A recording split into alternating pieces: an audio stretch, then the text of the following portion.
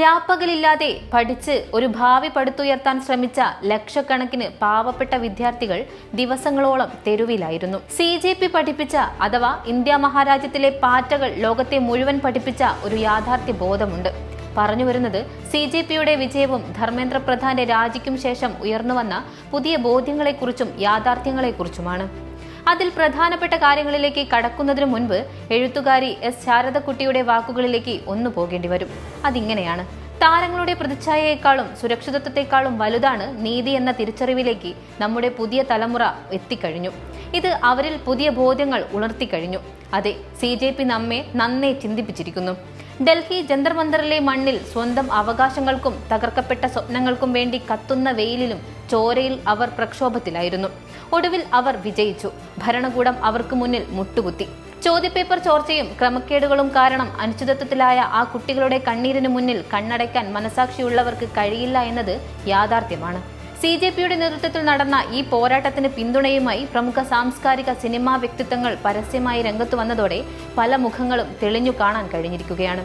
പലരും സുരക്ഷിതമായ മൗനം പാലിച്ചപ്പോൾ യാതൊരു ഭയവും കൂടാതെ വിദ്യാർത്ഥികൾക്കൊപ്പം ഉറച്ചുനിന്ന ഒത്തിരി പേരുണ്ട്. സ്വാതന്ത്ര്യവും അവകാശവും പൗരബോധവും എന്താണെന്ന് പുറത്തു വന്നു.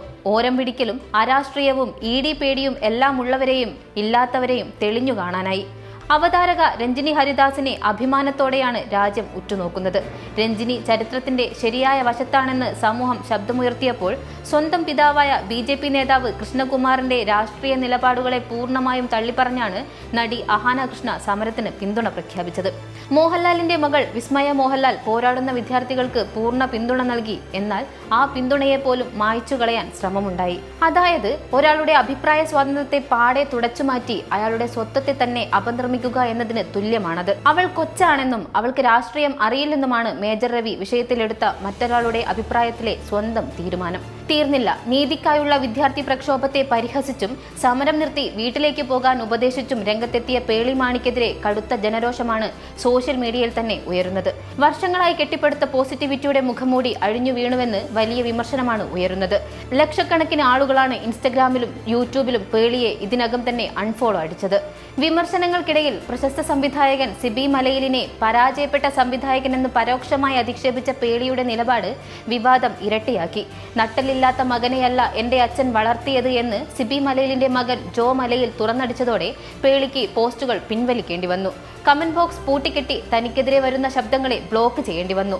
അതേസമയം വിസ്മയയുടെ നിലപാടിനെ അധിക്ഷേപിക്കുകയും പ്രക്ഷോഭത്തിന് പിന്നിൽ വിദേശ ഗൂഢാലോചന ആരോപിക്കുകയും ചെയ്ത മേജർ രവിക്കെതിരെ വക്കീൽ നോട്ടീസ് അയച്ചത് +2 വിദ്യാർത്ഥിനിയാണ് എന്നോർക്കണം.